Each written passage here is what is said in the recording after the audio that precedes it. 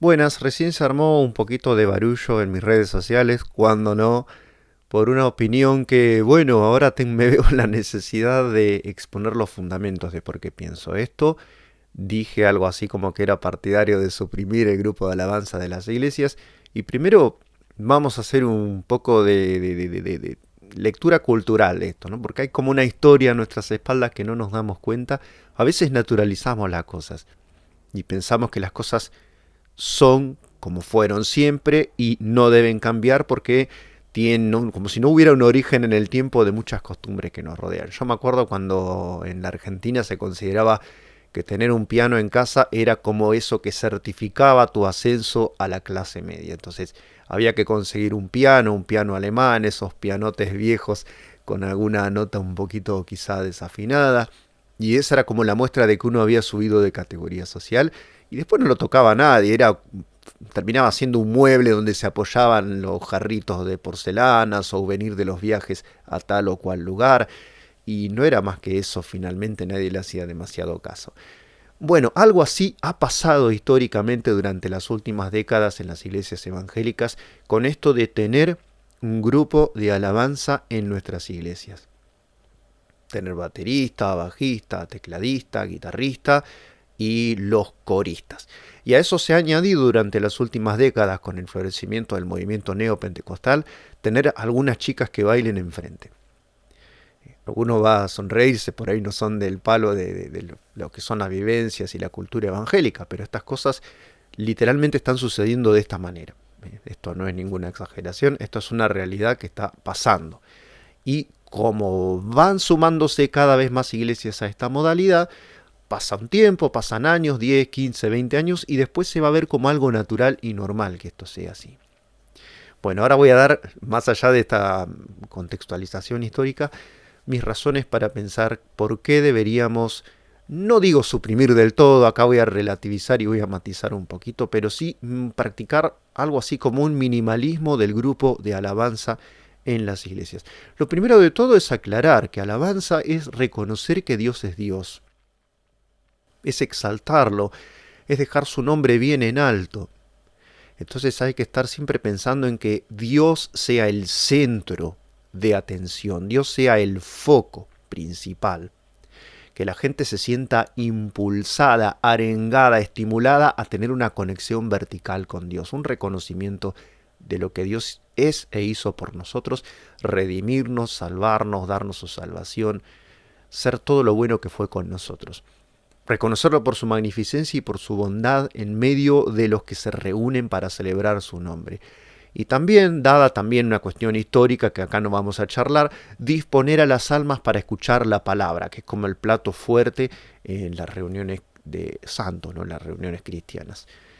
¿Qué es lo que ha ido pasando con el correr del tiempo? Que la alabanza ha ido ocupando un lugar de centralidad cada vez mayor. Acá vamos a ver que es una cuestión de conciencia.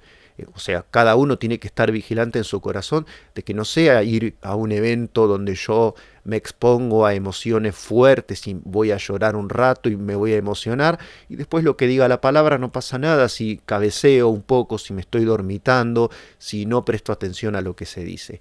Porque lo fuerte y lo interesante para mí era pasar ese momento emocional, entre comillas, de encuentro con Dios, porque ya estamos clasificando a Dios como una vivencia emocional que yo vivo personal y psicológicamente. Esto sería un pietismo en el peor sentido de la palabra, pero digo, ahí podemos decir que es una cuestión de vigilancia personal. Vamos a centrarnos en la cuestión central, en esto que es lo más polémico de todo, decir que hay que o suprimir el grupo de alabanza o reducirlo al mínimo. Yo soy partidario de esto último, en serio, seriamente te digo, yo lo mejor que he visto en iglesias es esto. Un instrumento, puede ser un teclado, un piano, una guitarra y una voz.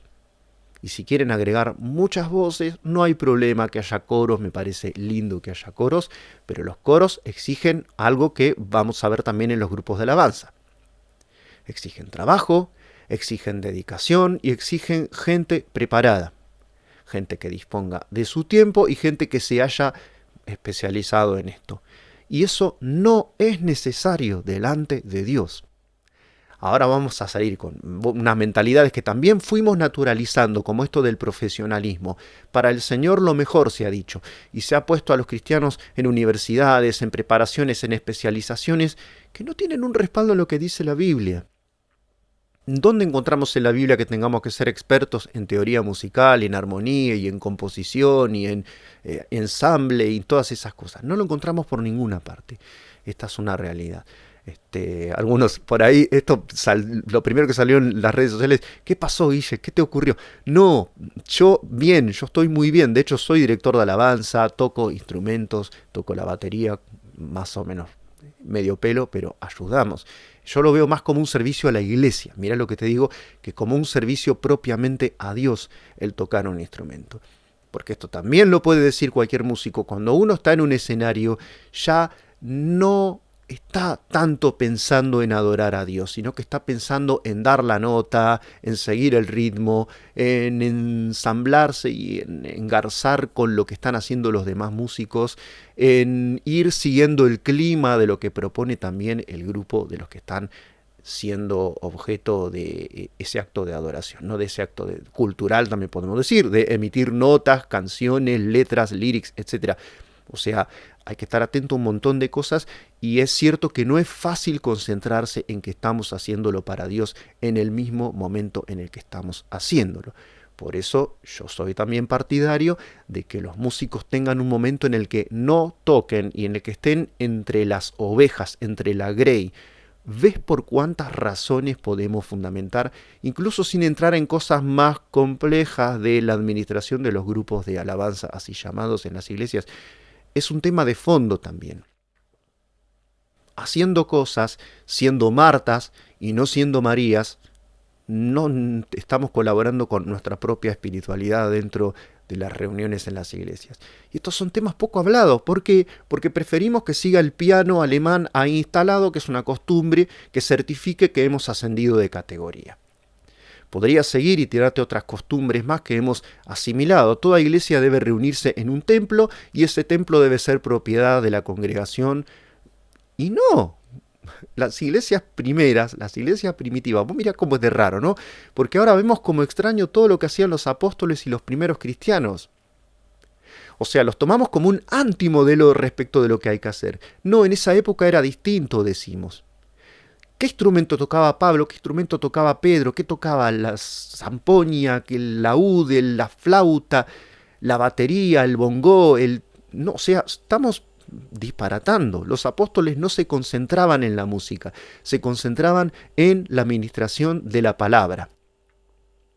Y nosotros ahora nos estamos concentrando en brindarle a la gente eventos culturales hechos con calidad, porque creemos que eso va a atraer a las almas. Y después lo disfrazamos de profesionalismo y decimos para el Señor lo mejor. En realidad queremos impresionar a nuestras comunidades con nuestro nivel cultural y artístico. Digamos las cosas con todas las letras, seamos sinceros por una vez en la vida. Esto es así. Hacemos exposiciones de arte un poco. Queremos ser un museo donde la gente incrédula se asome y diga, oh, qué nivel, oh, esto es de primera, esto es como ir al Colón, esto es realmente de punta, muy bien hecho, muy top. Ni siquiera parecen evangélicos, mirá lo que te digo. Eso fantaseamos en lo más recóndito de nuestros corazones que haga la gente cuando asista a una de nuestras congregaciones. ¿Sí o no? Bueno, volvamos al tema de las congregaciones y del... Se le ha llamado ministerio musical, ministerio. Ministerio en la Biblia, en algunas traducciones, esto tiene que ver con Reina Valera y su árbol genealógico de traducciones bíblicas, es un puesto de servicio, pero de servicio en cuanto a ministrar la palabra. Ministrar viene de servir como, por ejemplo, servir una copa. Leemos en Góngora, el que ministrar podía la copa de Júpiter mejor que el garzón de Ida. Dice, bueno, ministrar la copa de Júpiter. Bueno, Ganimedes habla de un personaje mitológico, pero ministrar es servir. Pero en la Biblia ministrar es servir la palabra, es ministrar conceptos, doctrina, preceptos de parte de Dios a los que todavía no los han oído. O los han oído pero necesitan una mayor profundización y madurez. Eso es ministrar. La música no se ministra. La música es adoración, es conexión vertical con Dios. Digo, hay muchas cosas que hemos naturalizado, como el piano en la casa de la familia de clase media. También hemos naturalizado que la música es un órgano evangelístico, que la música es un modo de transmitirle verdades de Dios a los que no creen. La música, en el mejor de los casos, es un medio para transmitirle verdades de Dios a los que ya han creído. Esto funciona así en el 99,9% de los casos.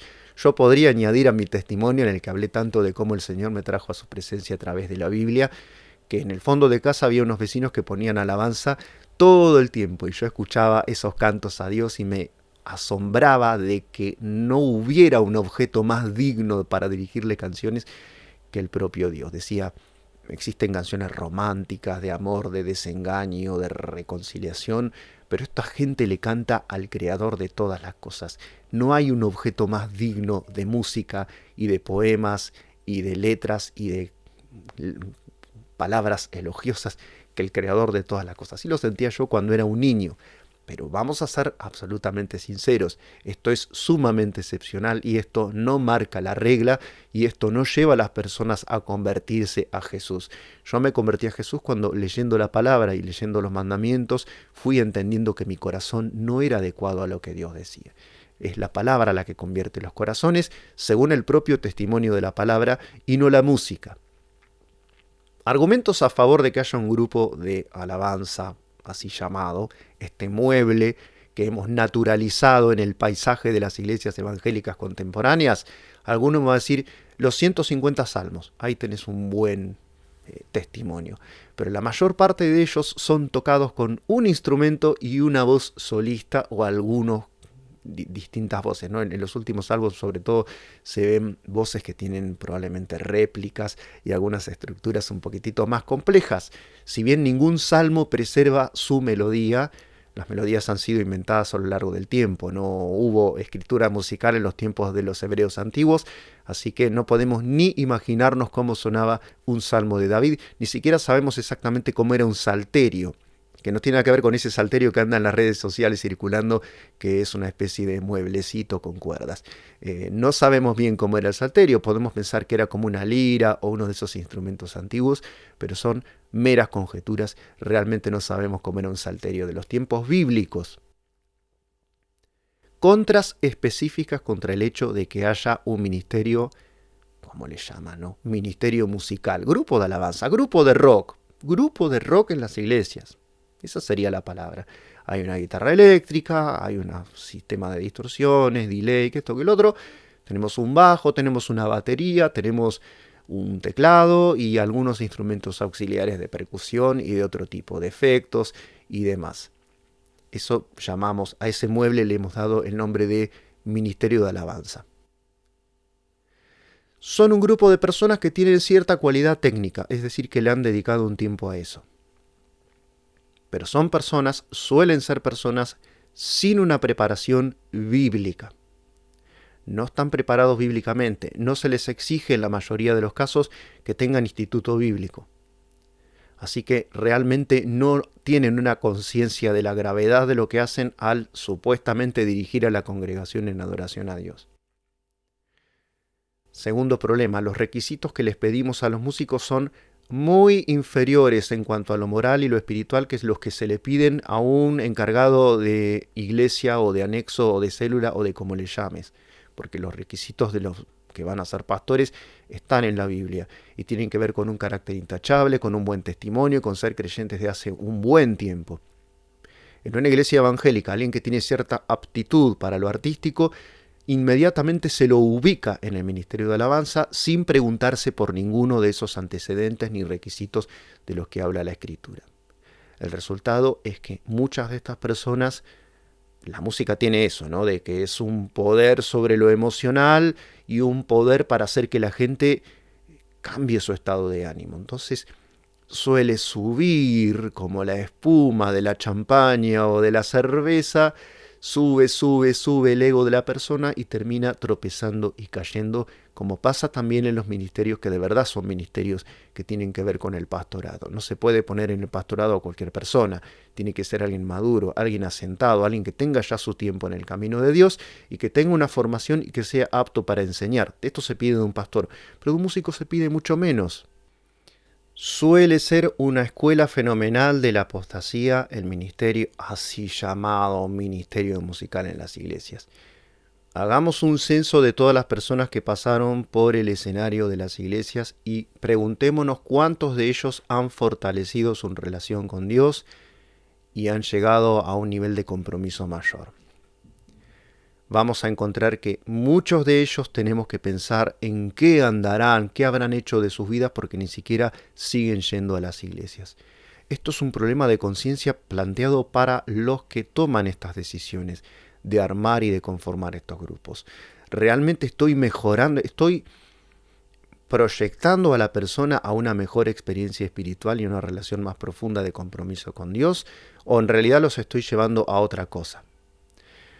Otro punto en contra, suele fortalecer la idea de la iglesia considerada como un show y un espectáculo cultural. Ya lo tiré un poco entre líneas, lo vengo charlando, vamos mechando un poco algunos conceptos y les voy dando un desarrollo un poquitito mayor. Esto es medio improvisado, no sé si se nota, pero bueno, un poco va por ese lado. Hay una mentalidad de que la iglesia es un lugar donde uno tiene que ofrecer una especie de espectáculo ante las personas que asisten. Esto obviamente es negativo, la iglesia no es nada de eso. La iglesia no debería bajo ningún concepto ser un lugar donde se desenvuelva un show. Y finalmente, y no es menos importante esto, el mensaje que se le transmite a los jóvenes y adolescentes que están asistiendo a una iglesia es que van a encontrar su lugar en el mundo como instrumentistas de determinado instrumento. Y esto obviamente que no es conforme a lo que Dios quiere de la iglesia.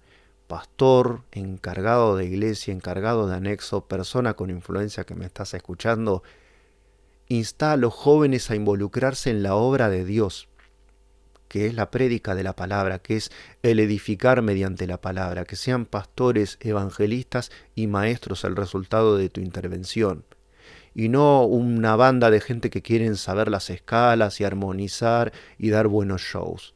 Eso no glorifica a Dios, eso glorifica al hombre, eso alimenta y enaltece la carne, eso fomenta incluso divisiones, rivalidades, deseos por ser el más interesante o el más importante de todos, todas cosas que van contra el proyecto de Dios para la iglesia. Que el resultado de tu intervención, que el resultado de la educación que le estás brindando a tus ovejas sea un grupo de gente comprometida con la obra de salvar a los perdidos, de ir a rescatarlos del mundo. Que sea salir de la iglesia y llevar la palabra a los perdidos, el anhelo de todos los que te están escuchando, de los que están expuestos, digamos así, a tu influencia. Hoy en día estamos viendo montones de personas que dicen que quieren brillar la luz de Jesús y lo que quieren es mostrar que saben tocar un instrumento o cantar lindo. Esto se llama en las iglesias hace mucho tiempo síndrome de Lucifer. No es broma el síndrome de Lucifer. Era el mejor músico que había en el cielo, era ese ángel que terminó rebelándose contra el Señor. Tomémonos esto en serio. Minimicemos, estamos glorificando a Dios y minimizamos el ingrediente show en las iglesias. Creo que este es un llamado importante de Dios para las iglesias. Achiquen un poco el espectáculo, achiquen la parte de show, achiquen el grupo de alabanza, engrandezcan todo lo que tenga que ver con el Señor y su palabra. Yo creo que esto no puede redundar sino en una gran bendición. Si la iglesia sigue en el mundo, y esto lo sabemos bien los que nos dedicamos a la palabra y sabemos bien cuestiones de escatología, nos vamos a ir con el Señor antes porque habremos realizado la función específica por la que estamos en el mundo, que no es otra que hacer que hasta la última persona de esta tierra haya oído del mensaje de salvación del Señor. Finalmente, y esto no es tampoco algo que esté de más, dejemos de ser una iglesia endogámica. Dejemos de querer admirarnos entre nosotros y aplaudirnos entre nosotros. Supriman, pastores, las reuniones en las que nos reunimos para mirar qué tan bien hacemos las cosas.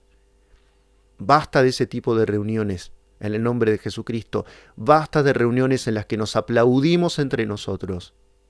Salgamos de una vez de este encierro y de esta actitud narcisista e infantil de estar mirándose entre nosotros, mirándonos, diciendo, uy, qué bien lo hizo, o cómo mejoró, o no, ya no parece una persona de iglesia, parece un profesional cómo lo hizo. Hasta he escuchado, yo cuando tengo que contratar músicos contrato del mundo porque lo hacen mejor que los cristianos. Es una vergüenza que alguien que dirige una iglesia tenga semejante clase de declaración. Pero refleja un poco esta mentalidad a la que nos hemos ido aclimatando y acostumbrándonos cada vez más. Como digo, es una costumbre, es historia que va gravitando sobre nosotros y que nos lleva a naturalizar algo que no es en absoluto natural. Y es que tengamos una banda de rock and pop, de lo que se te ocurra, del estilo que te parezca mencionar. Acá no se trata de pegarle a un mero estilo, yo no estoy en contra de ningún estilo musical. Cada cultura tiene sus estilos, no es que esté prohibido un estilo u otro, quiero decir eso.